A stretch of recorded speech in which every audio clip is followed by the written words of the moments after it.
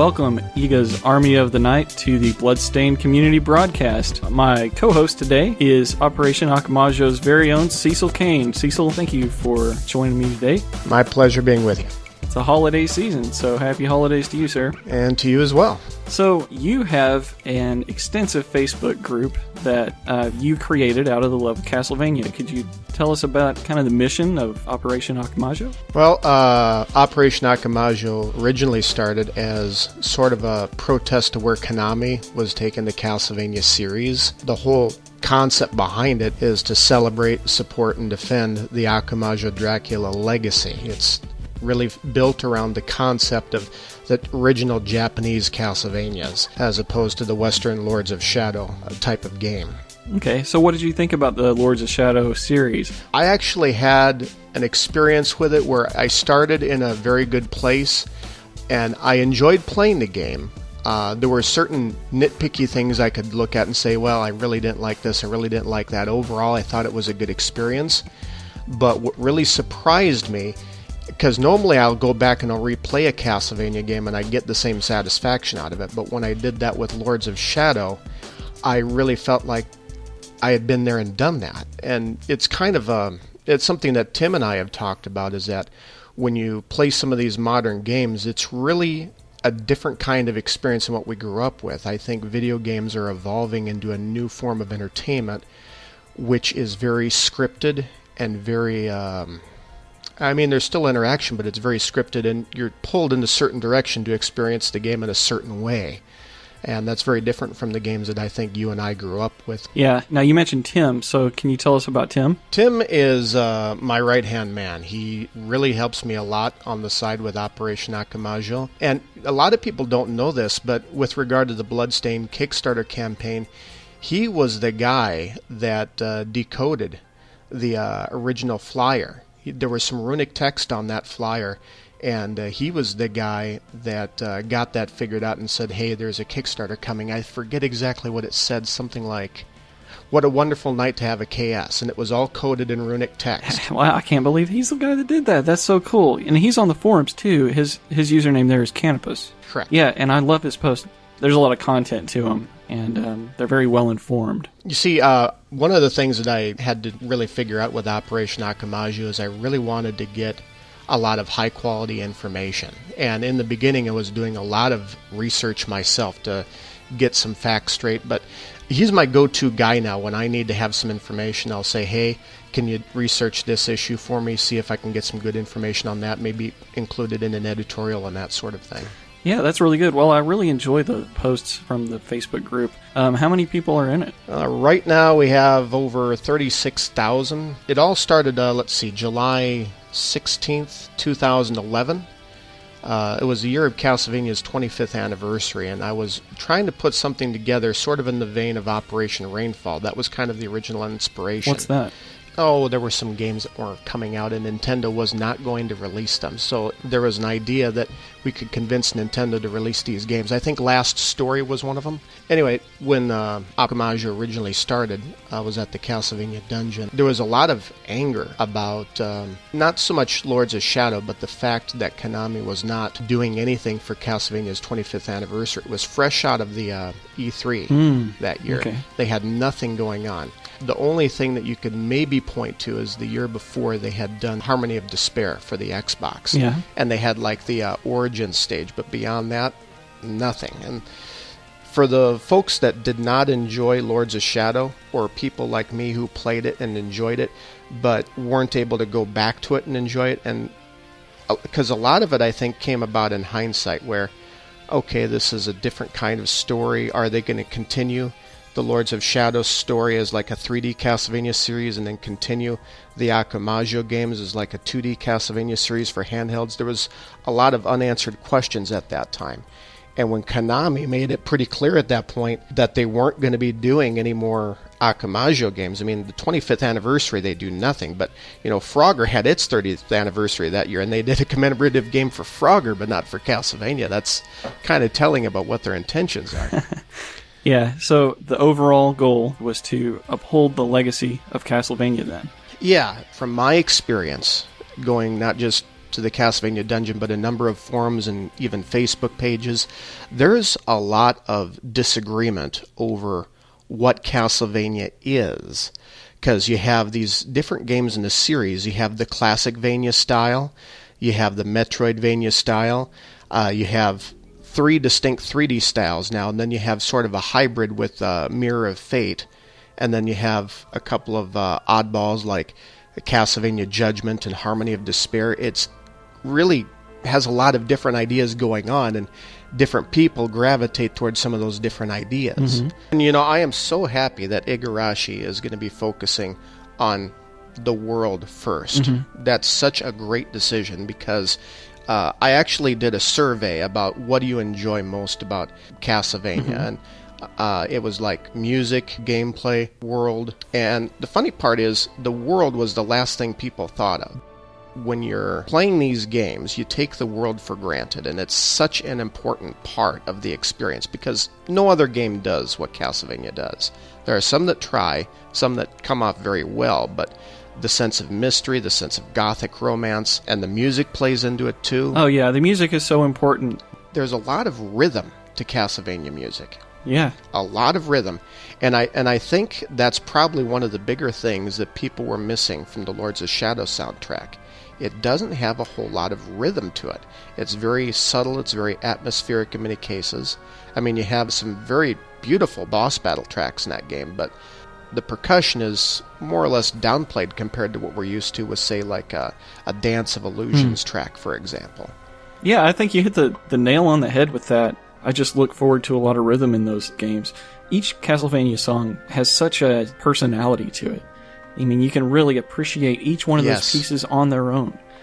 One of the things that I really struggled with when I was putting together Operation Akumajo is I took a lot of criticism for having so many of my own personal opinions put into the mission of the group. And it was brash, it was arrogant, and I really had to take a step back at some point and say, okay, I'm trying to build an audience. I need to understand what does this audience like, because like I said before, there was a lot of infighting. You see this happening all the time when there's reboots. I mean, you'll have Star Trek fans that are upset they're rebooting Star Trek. You'll have Terminator fans upset that they're resetting the Terminator timeline. You'll see this happen over and over, but with Castlevania fans, I think there was some legitimate anger at the fact they were throwing out the baby with the bathwater. Change in and of itself is not necessarily a bad thing, but when you throw out the baby with the bathwater, you throw out everything that people sort of connect to as saying, aha, that's a Castlevania game, it's the music. Aha, it's the gameplay, that's a Castlevania game. It's those things that they really got a bit overzealous trying to do their own thing. There are a few things on the forums that I know you've probably seen because you're a moderator there. Some of the topics that we've talked about on the forums are Castlevania related, and I wanted to get your input on those. So, would you like any Castlevania references in Bloodstained?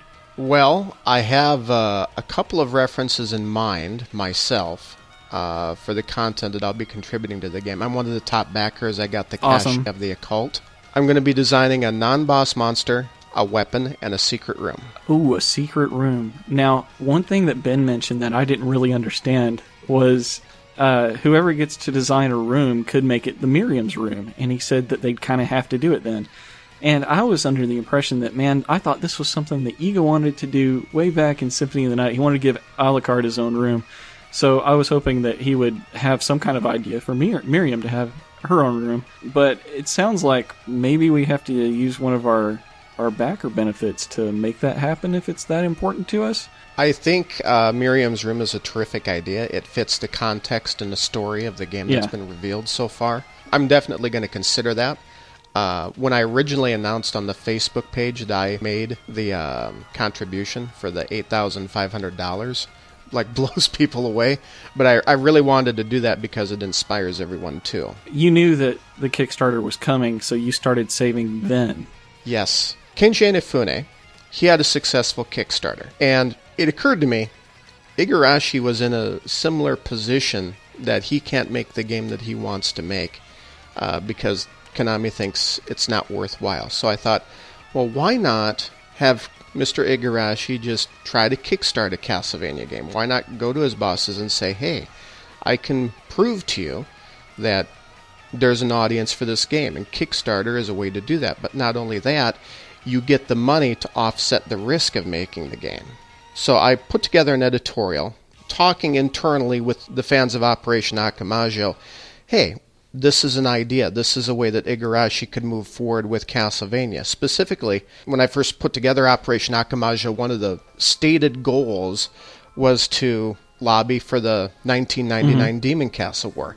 And for most of our existence, that's been the focus, is to raise awareness and build support for Konami to make the 1999 Demon Castle War. Now, could you tell us a little bit more about that loose end that they never tied up?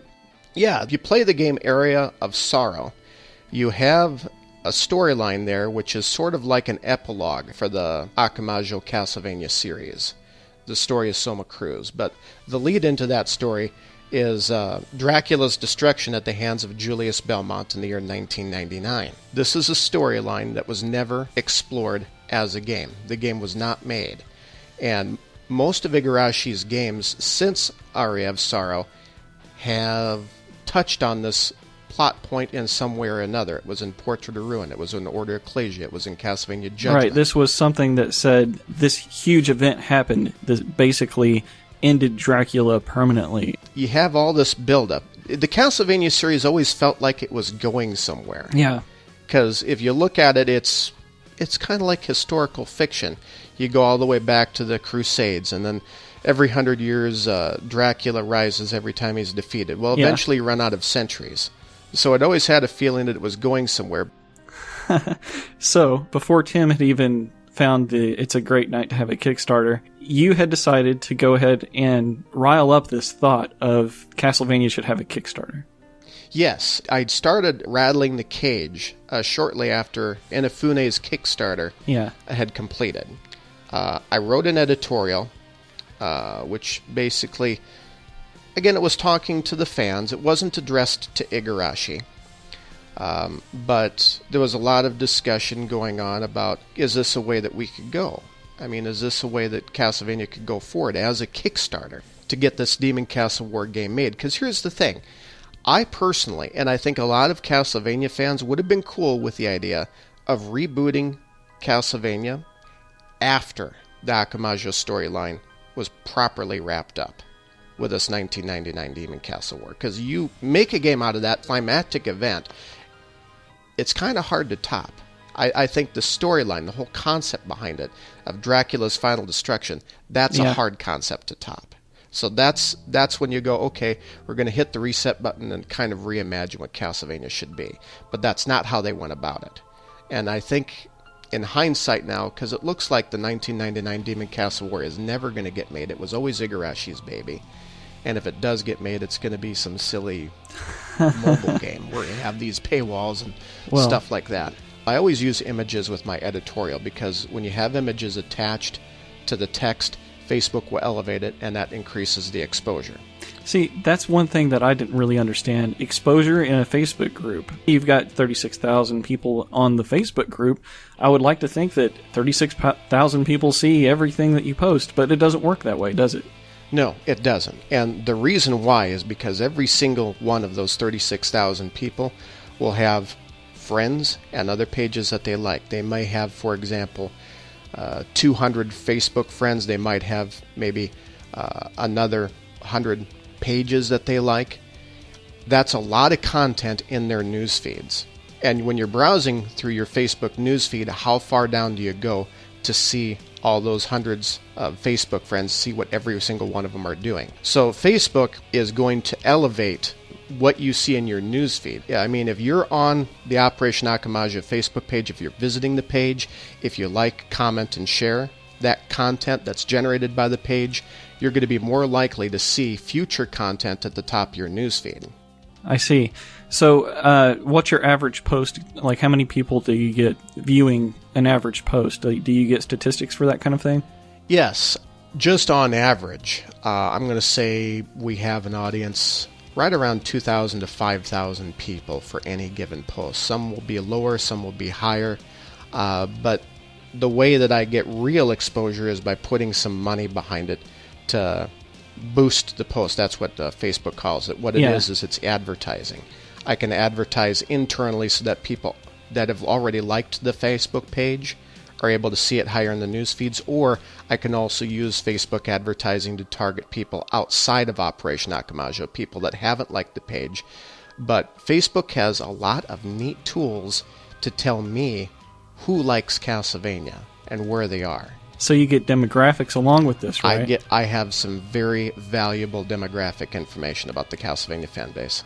And it's kind of mind-boggling, but every time you like a Castlevania page, every time you mention Castlevania in a Facebook post, every time you like someone else's Castlevania post, Facebook monitors that, and that's where I get my information to identify who is a Castlevania fan. Okay. So if I want to target somebody who is a Castlevania fan, I'm going to go ahead and go through my options in Facebook advertising, and they're going to say, for example, X many thousands of people like Castlevania Symphony of the Night, X many thousands of people like maybe Castlevania 4. And it's kind of interesting the way you set that up, because I have to choose which countries I want to target. I have to decide what age groups I'm going to target, and I have to decide who I'm going to target by their likes. Castlevania as a general term, I think it has over 1 million people that are identified as Castlevania fans. But I think you get more of a casual audience with that, and when I do my targeting, I'm looking at specific games. I'm targeting fans that like Castlevania Symphony of the Night, fans that like Super Castlevania 4, and this is kind of how I separate the Akumajo fans from the Lords of Shadow fans, because I'm not going to target Castlevania as a general term, because I'm going to be targeting a lot of Lords of Shadow fans that don't necessarily agree with what I'm doing with the Facebook I see. You've had to take a lot into consideration. If you don't mind me asking, how much money have you spent boosting these posts for internal advertising? Oh my gosh. I don't have the figures off the top of my head. The advertising that I've done, I've advertised the group. I've created ads to make people aware of the Facebook page, that it exists and what it stands for. As a matter of fact, one of the really hard decisions was actually reaching that point where I decided to put money into it. Because, like I said before, when I first started Facebook page, there was a growing process, sort of a maturing process about how I was approaching it. Yeah, I guess it was born out of hatred for Konami not doing what you wanted them to, and then kind of evolved into a passion for getting the legacy of Castlevania preserved and continued.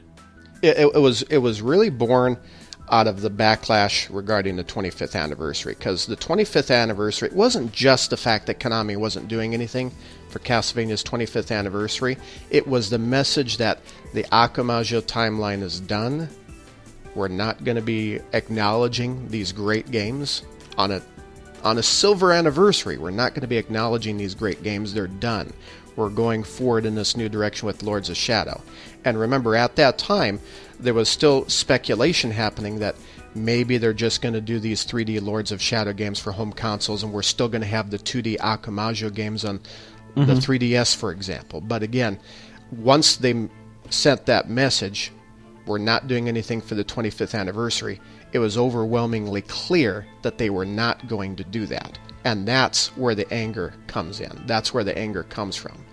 I mean, you could say that fans were jealous that Frogger was getting a 30th anniversary game and Castlevania wasn't getting anything for its 25th, but that's really what it boils down to. It boils down to the fact that the Akumajo timeline was being abandoned unfinished. So this mission that you set upon yourself and dedicated yourself to, how far did it reach, and do you think it made a difference to Iga? It did make a difference to Iga. Almost nobody knows this, but I did actually establish contact with Igarashi after he had left Konami. He doesn't speak English, so I had a very awkward conversation with Google Translate. Oh, that must have been awesome and yet terrifying at the same time because of the language gap.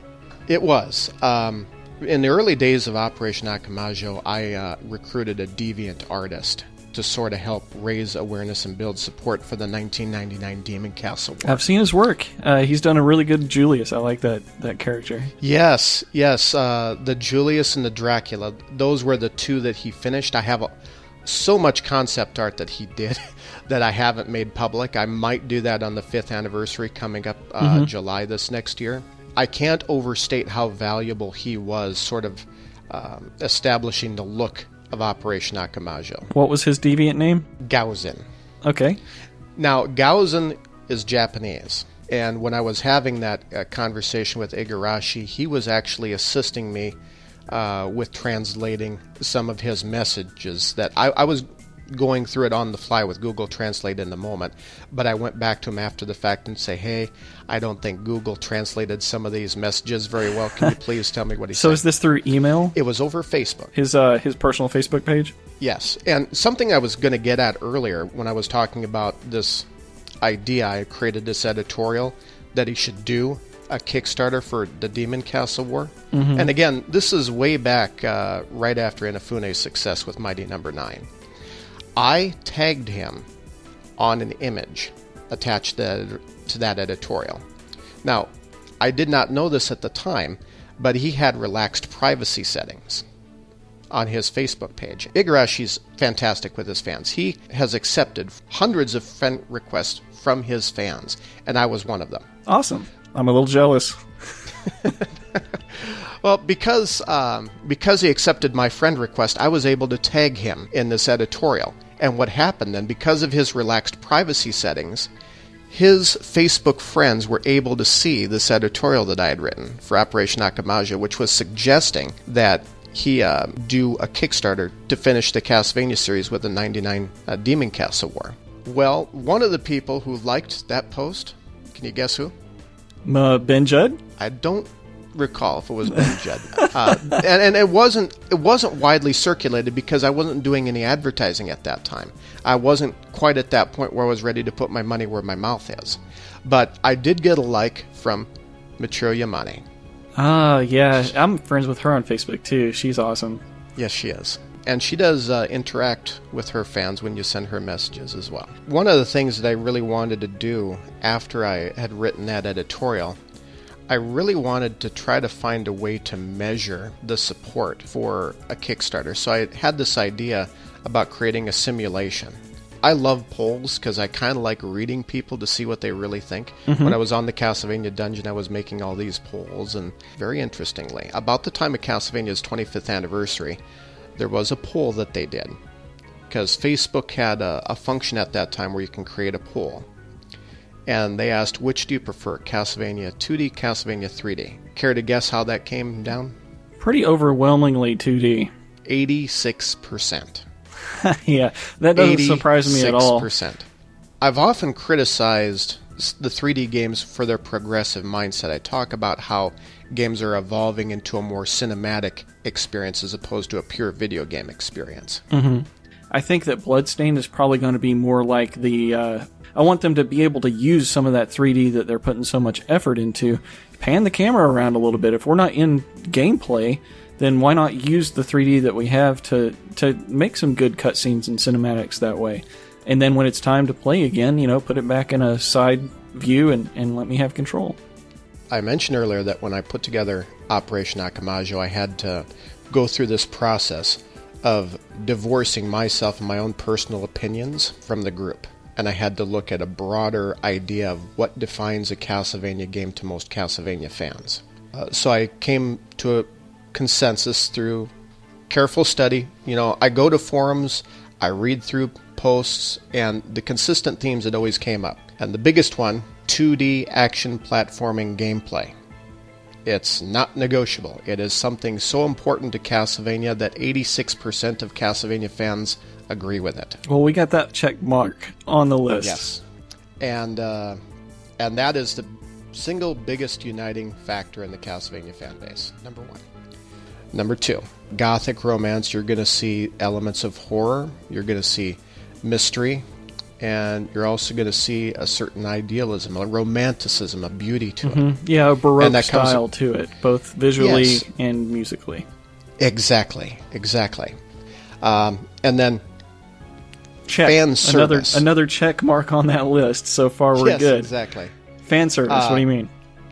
Well, fan service is basically the idea that you as a fan, your expectations are respected. The video game industry they have a little bit of a problem respecting the customer. And I think the reason why is because the game industry has been growing for so long, they're a little too comfortable.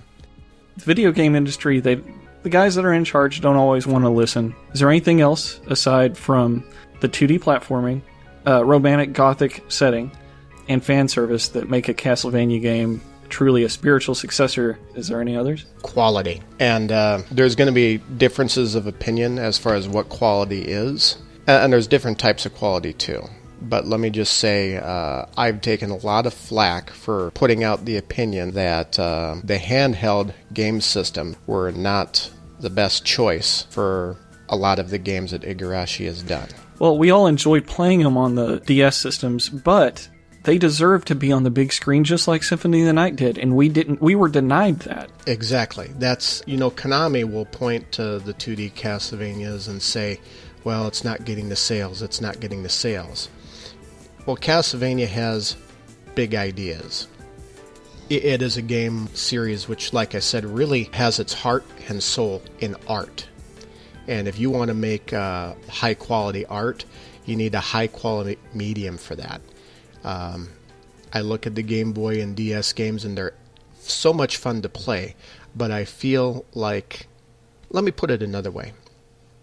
Igarashi has taken so much criticism over the years for, say, for example, people say these graphics are so recycled, I feel like I'm in the same room over and over. And, he's making a game on paper with crayons. There's nobody that can make a game that amounts to more with less. He can do more with crayons and paper than any other game producer I can think of. There are some fans that are nervous about the idea of going 2.5D. I think a lot of the fans would have preferred high-resolution sprites. Yeah, but that was addressed already. They said that would take hours and hours of artwork, yes. and they just don't have the resources to make a game like that. Right, exactly. And that's why it's really important for Igarashi to knock the graphic style out of the park, because if there's one thing to overcome for him, it's the look and the atmosphere of the game. Because after Lords of Shadow, that's, I think, what the fans are really, really looking for, is they're looking for this atmosphere that was missing. Mm-hmm. And they trust Igarashi to deliver it. Here, with the prequel minigame, I think it's a very smart idea to have that in a 32-bit sort of graphic style, because it's going to be a way to bring in some of those Castlevania fans that are very satisfied with that particular style and maybe are feeling a little apprehensive about going to 2.5D. Yeah. But I'm very much looking forward to see what they do with these shaders. I think that's going to be a really big deal when it happens. As a point of clarification, we're recording this show just before these shaders come out. We haven't seen it yet. I'll be really anxious to see what those are going to look like. The pictures that we got from the October update, that had some amazing artwork, conceptual artwork for the backgrounds. And shaders should be the next thing that we get to see, and it's going to be the best update we've had ever. It's going to be really good to see these things. The background art is probably one of the things that's impressed me most. Some of the background art that they've been putting out for right, because it proves that the Gothic style is there, that it really looks the way it needs to. I'm super impressed with Natsume's character creation. The characters look really cool. The backgrounds look really cool. Everything about this game looks like I want it to look. The roses as a kind of a theme throughout everything. I think that, it gives something to focus on. And, roses are very Gothic anyway. And, yes. There's pictures out there with these blood-dripping roses with, these demons behind Jabel. And, the crystal curse, it comes into a rose pattern. All of these things, I think the visual style of this game fits exactly what I'm looking for, and what I miss about, previous Castlevania games. Yeah, it's going to be interesting to see how Bloodstained branches off a bit from what we've seen in Castlevania. I think one of the traps that you can fall into when you have a castle setting, mm-hmm. and you have a dozen different games that are in the similar settings. How do you keep it fresh? How do you keep it original without having that been there and done that feeling? But what we're seeing so far, it does feel different from Castlevania. It feels like it has a life of its own, and I'm very excited to see how they actually begin rendering these worlds. You know, the game, it has the same DNA as Symphony of the Night and the Igarashi games, because we're bringing people to the table like Igarashi. We've got Michiru Yamane. We have now Curry the Kid, who's done a lot of work on previous Castlevania games. We've got Robbie Belgrade, who is doing some voice acting for this. Not to mention the artwork that we've gotten from Ayame. That's 5. That's 5 people that help throw their style and their talents into this game to make it feel like a true spiritual successor. With all of those elements, that has the potential to really make this game work. And I'm really excited to see what they're going to do with the gameplay of it and the execution of it. But I think Indie Creates has done a good job of just kind of keeping that same style and making it their own and expanding upon it to make a new story that looks interesting and something that I would want to be immersed in. Yeah, and I can't tell you how excited I am to be a part of this. I'm really looking forward to contributing my own content. I don't know when that's going to happen because they're focusing on building the world, and I'm guessing it's going to be sometime later next year. But I have some ideas in my head about what I'd like to bring to the table. What are the things that you'd like to create for the game? One idea I have concerning the secret room, something that got mentioned over and over, because I asked members of Operation Akumajo for their opinions on what this content should be, and one of the things that came up with a secret room is maybe we want to have a place dedicated to music. Absolutely. That would be amazing. So imagine a concert hall where you can meet the musicians. So Michiru Yamane and Ippo Yamada. We got Jake Kaufman. Ferdk's going to be there as well. Yes. So imagine they have a presence in the game. Yeah, that'd be great. I'd love to see that. You go to this concert hall and you can chat with each one of them, and they can kind of conduct a symphony or whatever to play the music. It's like a sound test. Oh, you see... Kind of like... you remember the librarian in Symphony of the Night. You go up to him. That was the mechanism through which you access the sound test. Imagine something like that, but with the musicians in this huge concert hall where you can chat with them and what would you like to hear? Something like that. It's just an idea. It's just an idea. I don't know if you could make anything of it, but it's just a direction we can I don't know how hard any of that is to program, but I got to tell you, man, that is an amazing idea. I really love it. Even in Rogue Legacy, there's one room that you can find that's a sound test room. It's just a jukebox, and you can change it to whatever your favorite song is, and you can run through the castle, and that song is going to stay on there. I thought that was cool enough. I love that feature just on its own, but if you go and make it even more in-depth to where you can actually get to see this music performed with, like, the composers on stage. Yeah, that is amazing. I love that idea. So that's your room idea, and I applaud. I have a couple other room ideas. Well, what else do you got? The Miriam's room idea has kind of been sticking in my mind ever since it came up with that Ben Judd podcast you had. And I'm thinking, well, Harmony of Dissonance kind of picked up on the character room idea.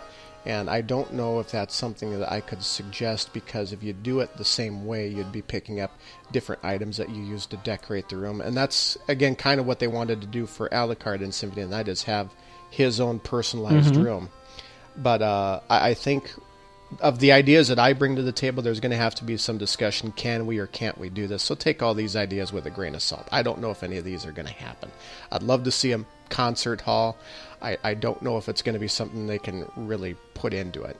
Because, I have this unfortunate character trait where my ideas are a little bigger than what's actually doable. So hey, I completely understand.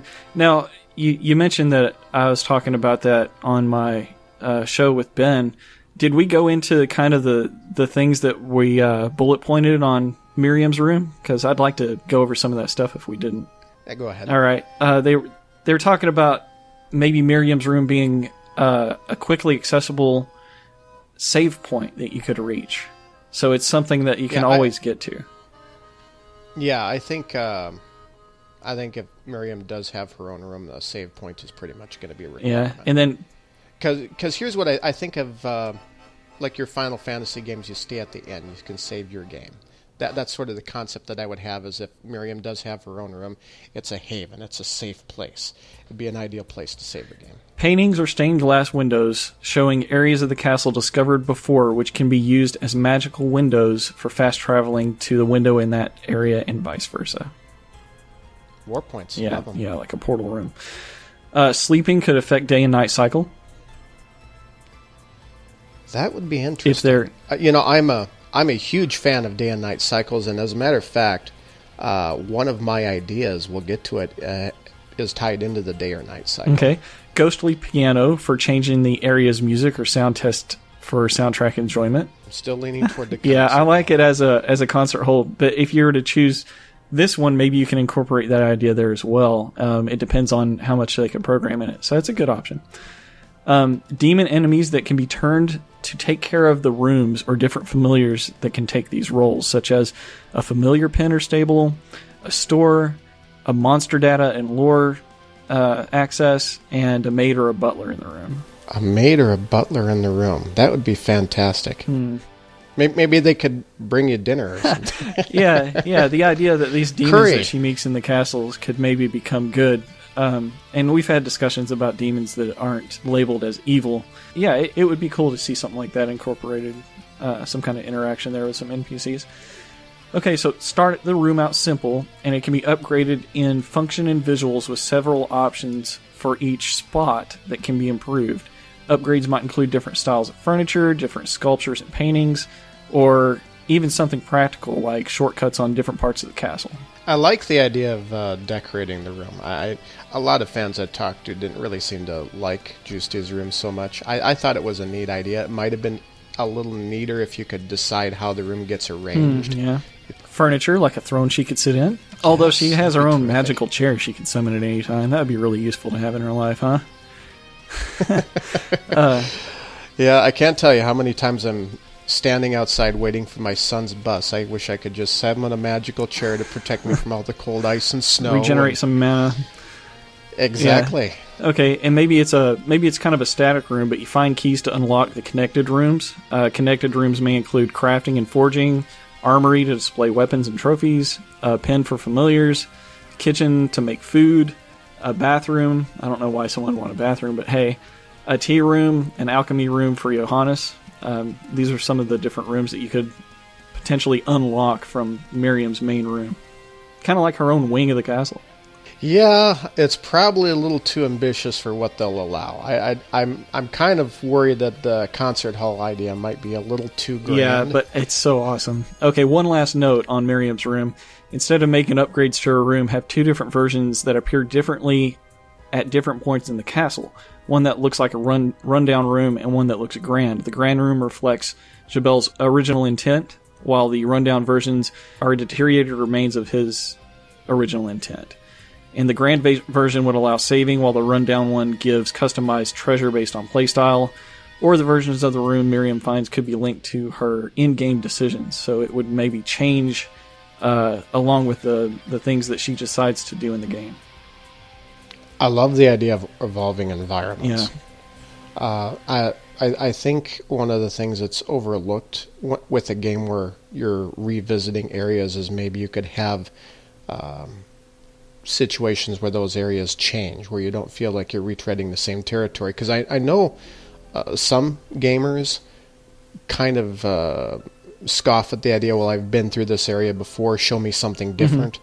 I think it'd be a good idea to have something that evolves. Maybe when you visit a room and you've kind of gone through it, the next time you come back through it, it's different, which would add a whole new layer onto replayability and the exploration. Right, like let's suppose you hit a switch and now there's water flowing through this room, something to change even the atmosphere of the room in addition to the gameplay mechanics, how you traverse the room, for example.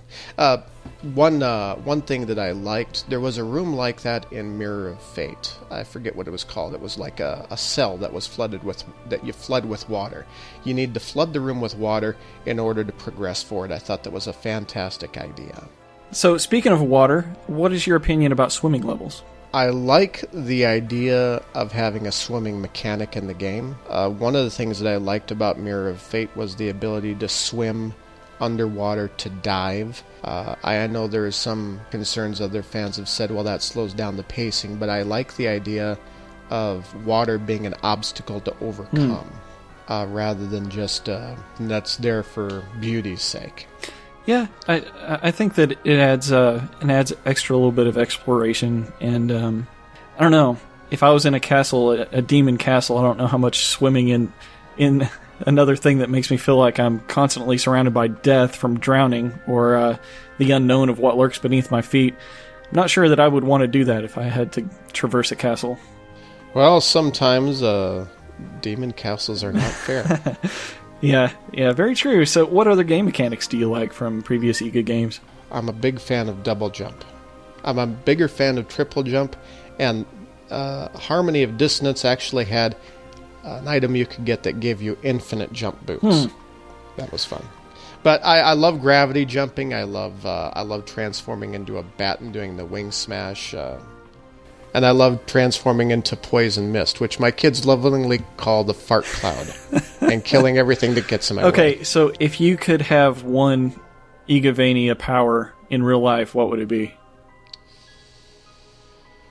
Probably turning into mist, so when I'm in an awkward situation, I can quietly disappear and drift. Now, would you be the poisonous fart cloud? No, you would just be a... Yeah, no. Okay. Well, sometimes I have the fart cloud power already in real life. Anyways, yeah, I'll probably cut that out. Sure. Oh, the other ideas that I had for the... Okay, so I talked about the concert hall idea. Another idea that I have, because there's talk about backers getting their portraits in the game. And they're probably going to use this just here and there. Some will probably be large, some will probably be small, just sort of scattered throughout the world of Bloodstained. I had an idea. Maybe you could have a secret room which would be like a hall of distinguished backers, which would be a portrait gallery for all the portraits where they're all the same size and no one feels like, hey, my portrait's too small. Hey, that guy's portrait's too big, and that You sort know, of thing. they're probably going to go that direction anyway. I can really see that as kind of being the way to go on that, so that no one feels like they're favorites. They're probably going to really switch it up a lot, where you have all these different portraits in different places. It'd be nice to maybe have them all together, but it's just an idea. I don't know if it's something they're going to go for or not. So like I said before, take all this with a grain of salt. I'm just dreaming a little bit about the things that I might be able to contribute. Yeah, well, I'll to. be interested in seeing how they're going to handle the portraits in game, because I don't want it to take me out of the immersion. So they've really got to fit within the style of the art. So I'm kind of wondering how they're going to do the portraits. Are they going to have, like, each backer is going to have like their own like formal portrait? Because then you might have something a little odd where you're losing some of the creativity with the background art that's in the game. I think it's Carrie from Fangamer that's been drawing all of the portraits for the people in the Kickstarter. But if they have maybe like a cartoony type caricature of all of the backers that have donated to that tier, and then they all be the same size portrait and they all be in the same room, I think that's a lot less to break immersion and a good way to honor everybody without making the people who weren't in on the Kickstarter feel like, you know, that throughout the whole game that they have to think about that. And that pretty much sums up my ideas for the rooms. But what I'm really excited about are the weapon ideas. Now I've seen you post on the forums an idea about a purse. Could you explain that? Yes. Well, Bloodstained has taken place in the Industrial Revolution period, and one thing, and it's taken place in England. On top of that, it was at this particular period of time that women's handbags became fashionable. The modern purse came into being. So I had this idea that a purse could hypothetically be a swinging weapon for Miriam. So how would this play into the game? Well, there's this thing where, and it first occurred to me the first time I played The Legend of Zelda. Where is Link putting all this stuff that he's collecting? Bag of holding. Same thing for money. So you collect money. Where does it go? It should go in a purse. You're familiar with the gold rings from some of the recent... Yeah, absolutely. I love the gold ring. It increases my attack power. I will max out my gold meter just to get the most out of that. Oh, miser ring. Yeah, the miser ring.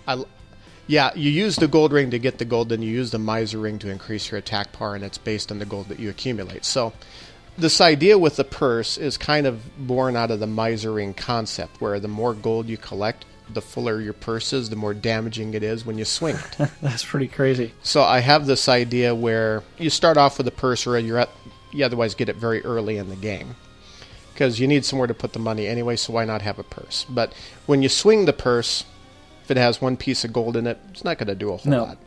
But if you have 10 billion gold, this purse, which is no longer just a quaint little handbag, it's this great big Santa Claus-sized sack that you whip over your head and kill instantly anything that's on the business end of that. That sounds very Igavania right there. Excellent weapon idea, man. I love it. I love the idea of the power purse. Did you hear any other stuff from when you pulled Operation Akumajo about weapon ideas? Were there any others that stood out for you? You have a lot of fans that kind of want to see the familiar weapons. Now, I have another idea which combines two very familiar weapons. And the combination would be the Vampire Killer Whip plus Muramasa equals Bloodlust Whip. And the concept behind this whip is that you are healed when you draw blood. It is, I was thinking about a description for this. A bloodthirsty whip forged from a powerful vampire's soul.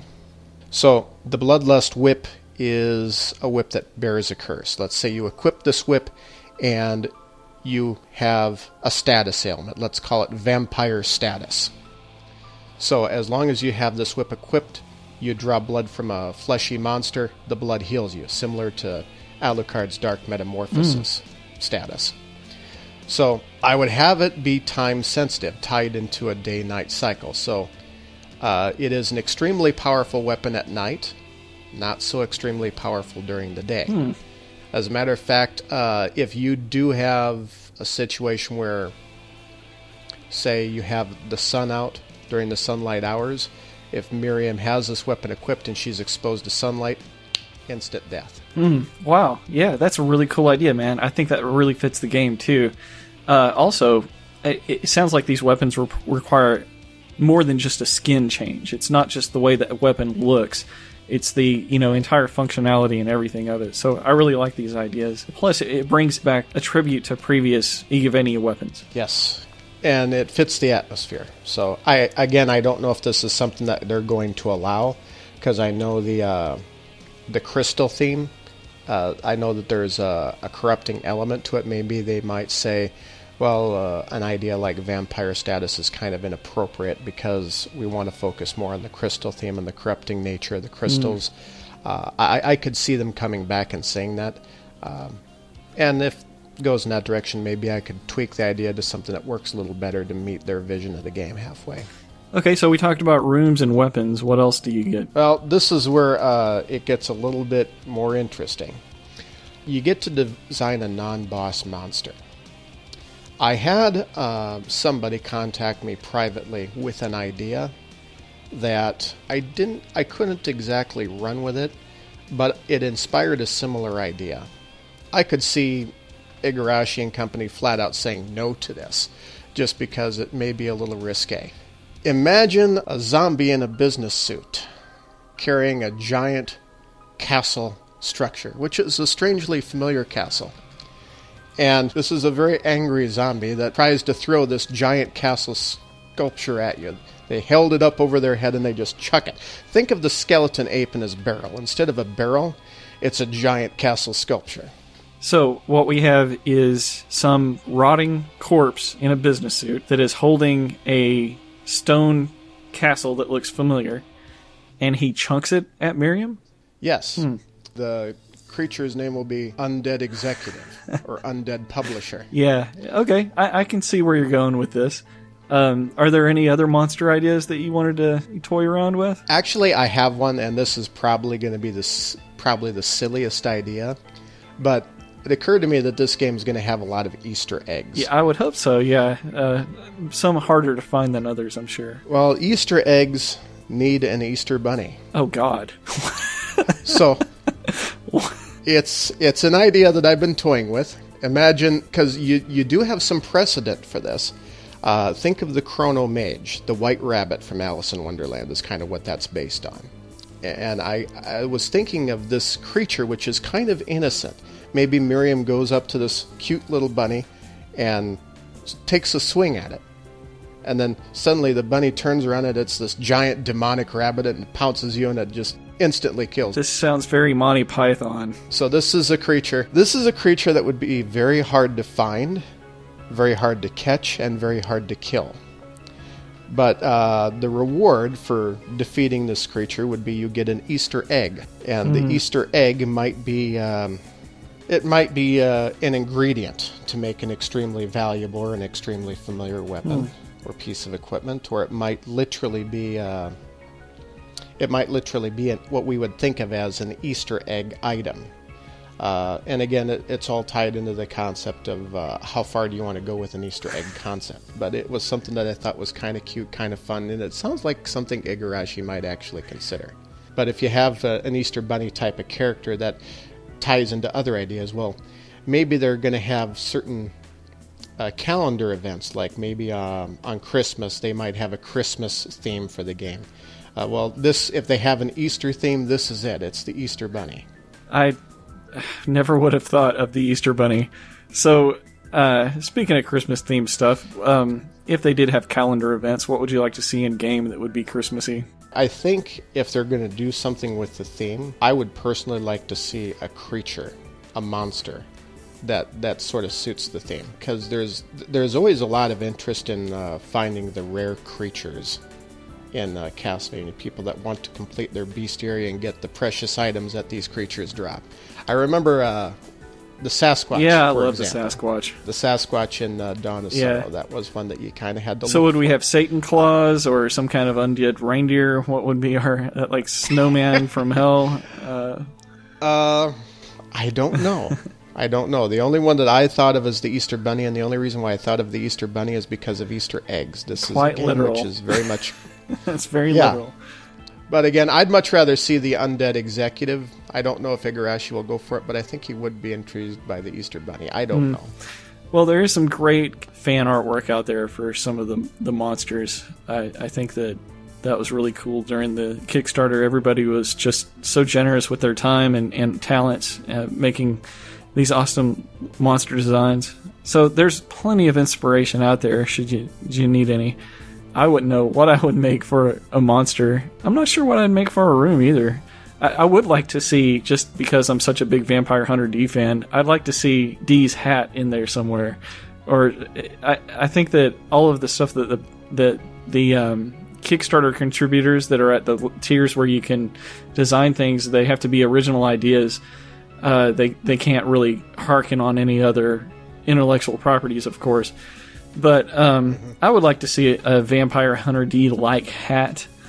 And as far as weapons, I think that I've always been interested in a couple of religious items. I ran this Castlevania D&D. It was one of the first tabletop role-playing games that I had ever DM'd, and I built it around Castlevania. So it was about Leon Belmont sending a group of people to investigate this so-called vampire that was terrorizing this region, and it ends up, he doesn't know, but it's Matthias as Dracula. It's when the Dracula persona becomes prominent in history. So the character that Leon sends, he's got the whip that was used on Christ when Christ was scourged. So during the scourging of Christ, they had this, basically it's like a cat of nine tails, but it just rends the flesh from you because it's got all of these barbs in it, and it's just a really wicked weapon, and I think that would fit really well within Bloodstained. And because it was used on Christ, and it was part of that sacrifice, it's imbued with this holy power. Something that could shed the blood of Christ has the power to destroy any demon, of course, because they're lesser than he is. So I like the idea of that weapon, and then when he was on the cross, the soldiers made sure he was dead by poking him with a spear in the lung. Longinus the spear. Yeah, and that's made an appearance in movies and comics before. Where have I seen that last? Constantine. It was in Constantine. So that would be a very useful weapon against the undead, because that, for the same reasons. And there was a spear character in Bloodlines on the Genesis. So I'm not sure if that's what was supposed to be that spear or not, but I think that would be a cool item to put in the game too. Maybe even like the nails that were used on Christ could have been melted down and reused or made as part of a weapon, or it could be forging items for making a weapon. But the idea that using some of these things from when Christ was crucified as weapons to fight the evil, I don't know, there's just some kind of cool duality to that I like. Yeah, I've considered the Scourge of Christ idea. It's a good idea. I'd like to think they include that. I'll be interested in seeing how the franchise develops, because Iga obviously wants to make this more than one game. Here's a concern that I have. I don't know if anybody has even thought about this, but if we want to see Bloodstained become its own franchise the way Castlevania was, at some point Igarashi is going to need an apprentice to sort of step into his shoes one day.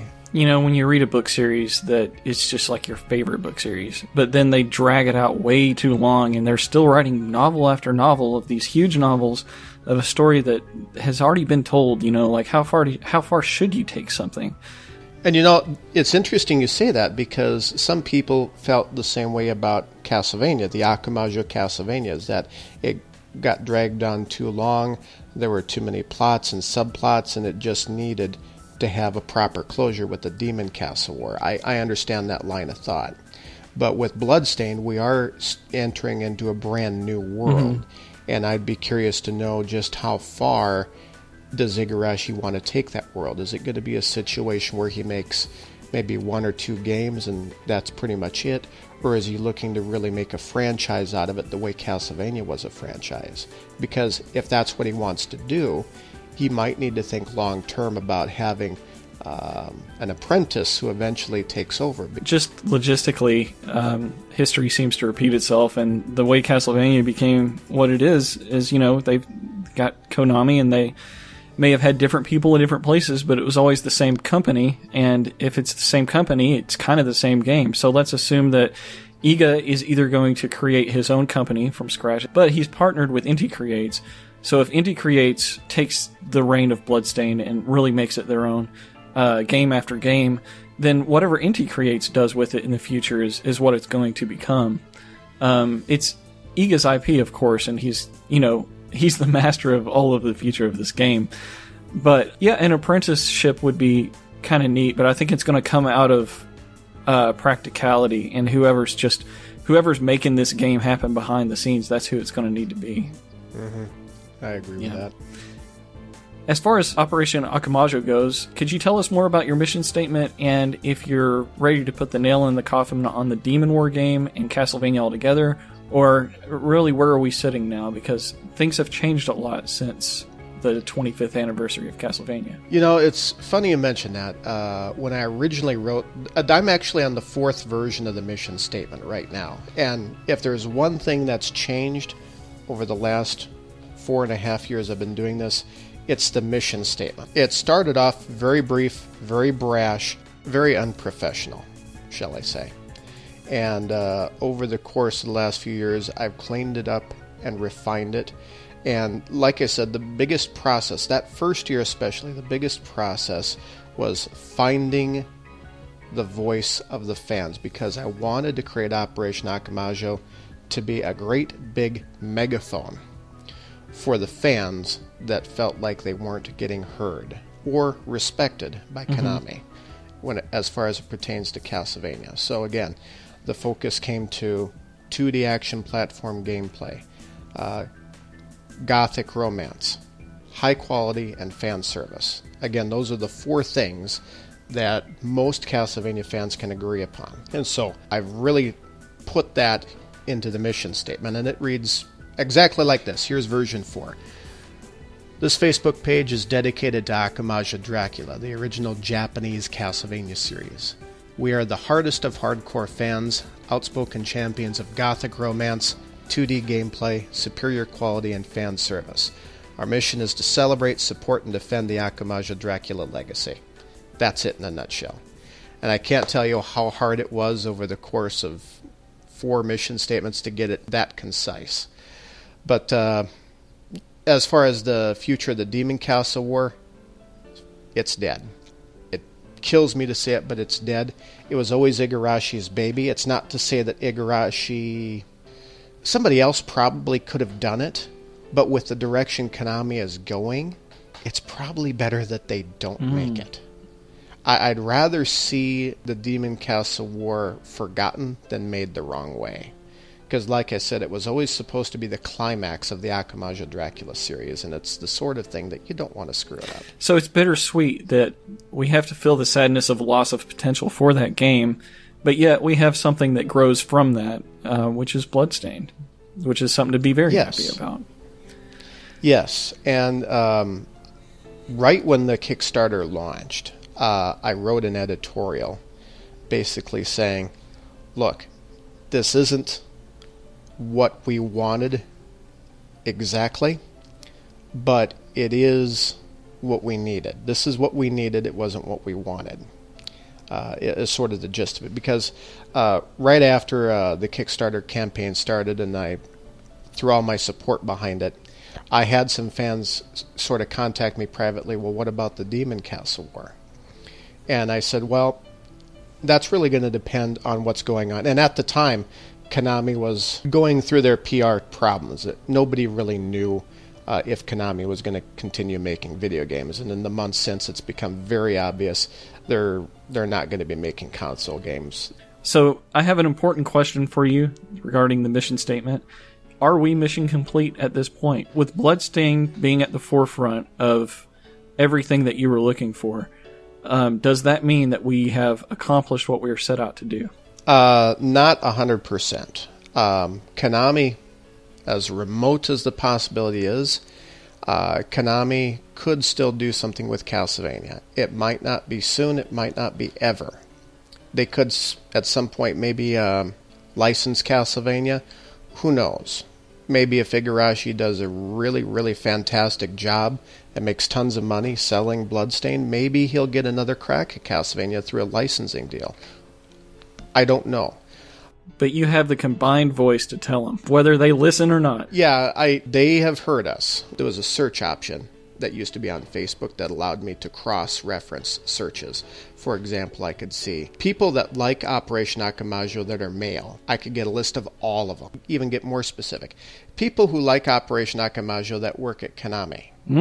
I could get a list of those people. That function no longer exists. I loved that feature when I had it. It was live for just a couple months, but there were some privacy groups that complained to Facebook and it disappeared. Yeah.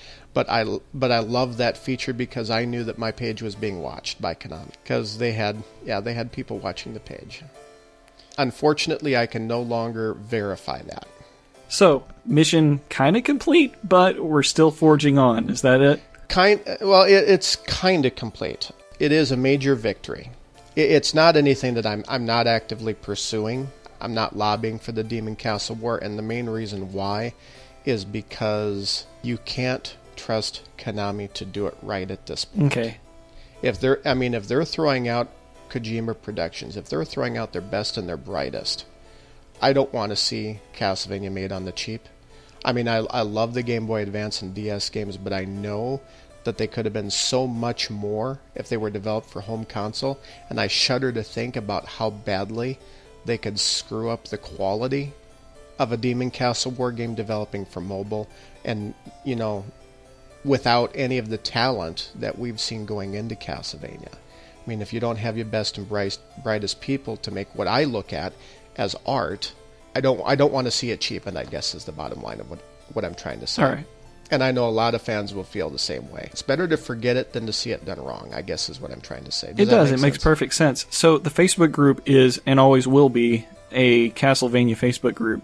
but the focus is just on Bloodstained. Focus is on Bloodstained. If Bloodstained continues to grow into its own thing, I look at Bloodstained as part of the Akumajo Dracula legacy.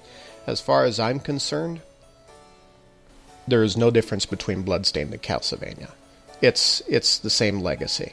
Kind of the same way people are going to look at Mighty Number 9 as a Mega Man game. That's how I feel about it. That's how I look at it. I know some fans will feel differently, but I think a lot of it depends on the final product. I mean, you and I can sit here and we can dream the dream, but until the final product arrives, there's going to be judgment once the final product comes out. And some of the things that I'm worried about is it going to live up to expectations? Because let's face it, there's a lot of expectations out there. And after so many years of people playing, some of these fantastic games, Igarashi has a high bar to reach. He has a high bar to reach. I know he can do it, but I'm a little concerned about, are these shaders going to make everybody happy? I'm so glad he's going to be focusing on the world, because that's something, like I said, that people always take for granted, but once it was missing from Lords of Shadow, it's at the top of the list. And if he knocks it out of the park, he's going to be winning support where he needs it most. About this game living up to expectations, the greatest thing about working with Igarashi in this is that he's listening to his fans. Konami would not listen to anyone. All right? Exactly. So we have more chances now to say, hey, we see something we don't like. During the Miriam walk animation, it was too stiff, or whatever it may be in the future. Shaders, or we like them or we don't. You're doing the right things or you're not. They're willing to listen, and I think that that's extremely important. So the chances for this not disappointing us is it's done by a team that is tried and true and proven. It's coming from the right people, and they're people that listen to us. So, I mean, that's a win-win right there. The only thing that they're up against, really, is you can't please everybody.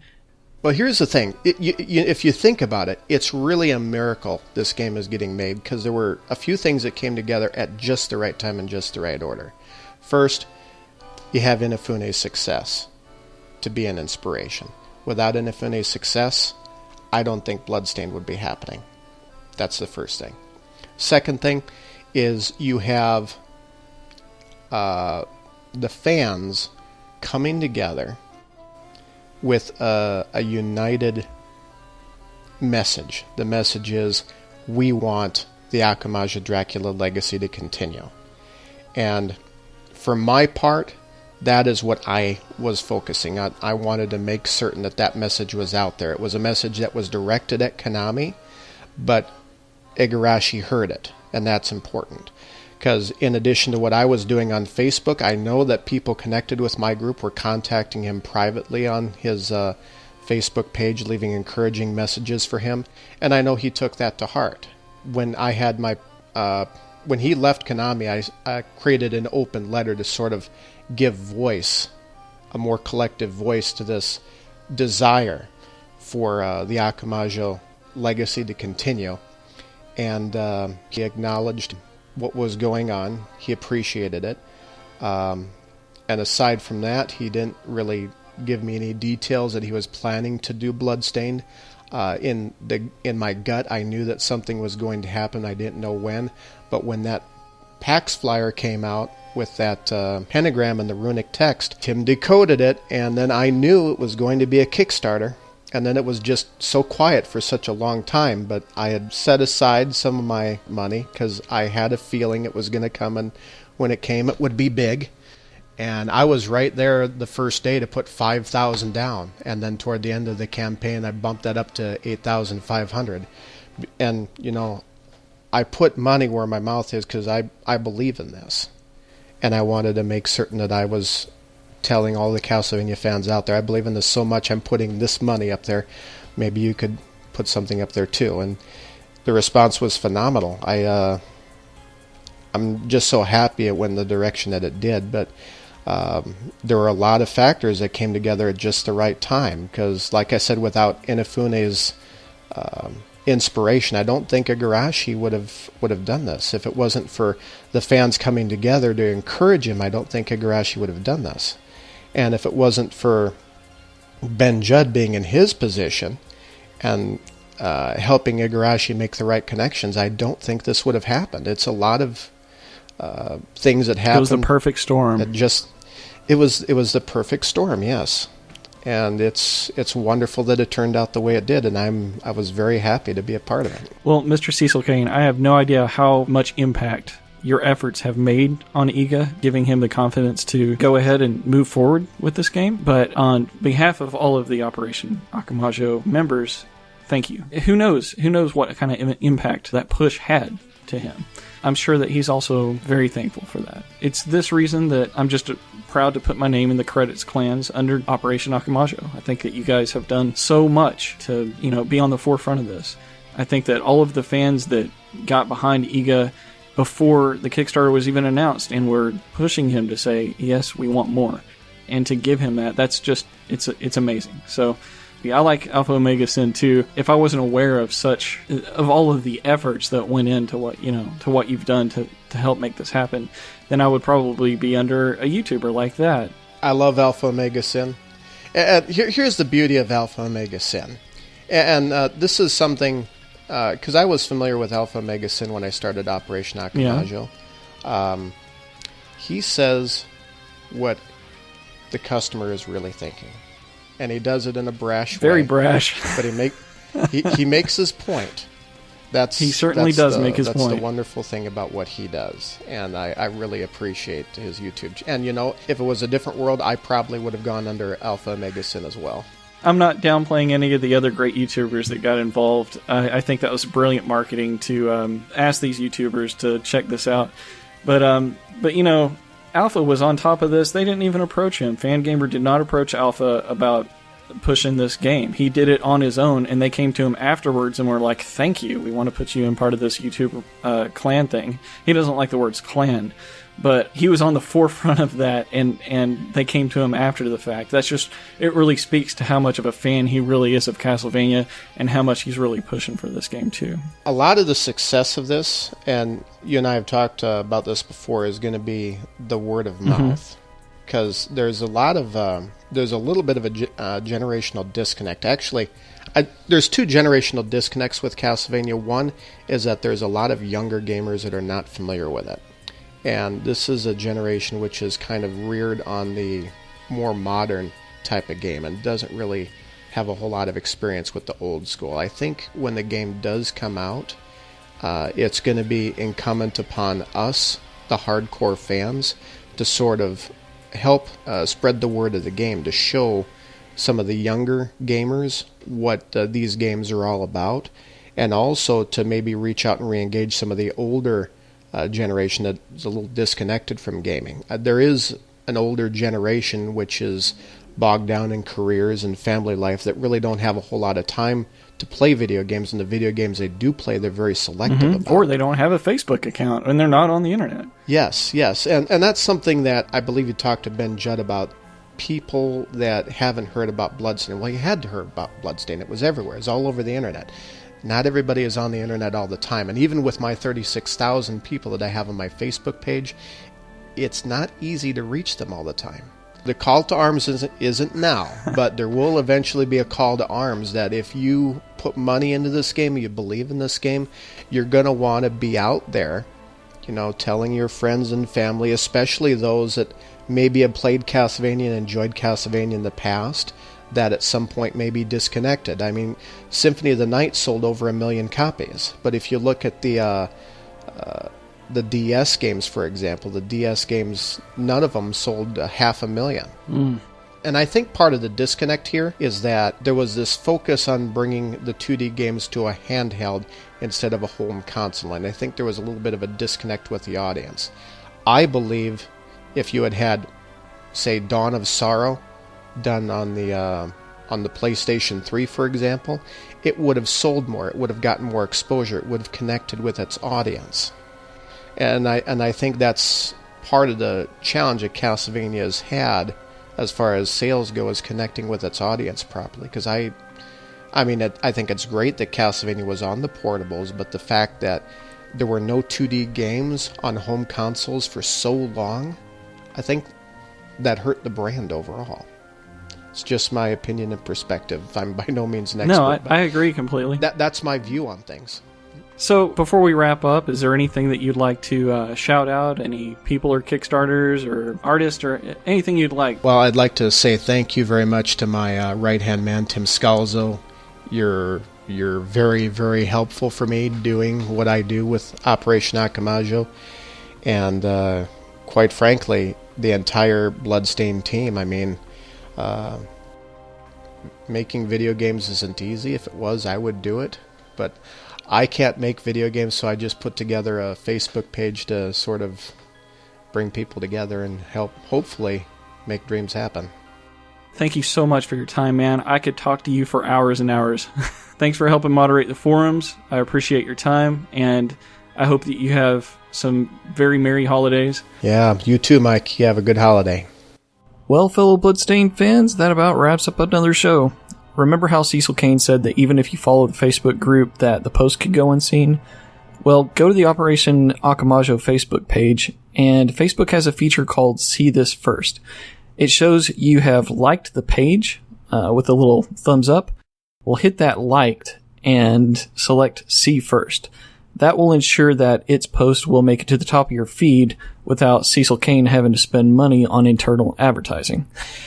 After Cecil Kane and I talked, the 1st December update came out and showed us the two shaders. Fangamer has a link to a document in that update that will allow you to provide feedback to IGA on what your thoughts are on each of the two shaders we have seen so far, and a spot for you to talk about what you'd like to see next. Personally, I like Shader 1, but with the colors of Shader 2. Another hot topic is orthographic versus perspective projection, which is basically the camera angle and depth of field setting, which shows the tilt of the camera. Some people prefer a straight-on shot where you can't see the floors of the ceiling, like the old-school Igavania games, and some like a little perspective so we can see more artwork. It looked a bit different than the Miriam Walk animation test video during the campaign. I have been pretty torn on my preference, but I think I like perspective. It really depends on how it plays, and I trust IGA will deliver a very fun game. I will be very eager to see Shader 3 and 4 later this month. As always, I would like to thank those who have contributed the music. You can see all of those credits with the links on the forums and also on the YouTube description. Have a very Merry Christmas. It's been snowing on the main page of the forums as we've been playing a mini-game where demons can possess people, demon hunters can hunt the possessed, and alchemists can exorcise and banish demons. I don't know how often we'll do that, but it's been pretty fun. So, to all of our friends in Japan, enjoy your Kentucky Fried Chicken, Happy Hanukkah to our Jewish friends, and Merry Christmas to all, and have a good night.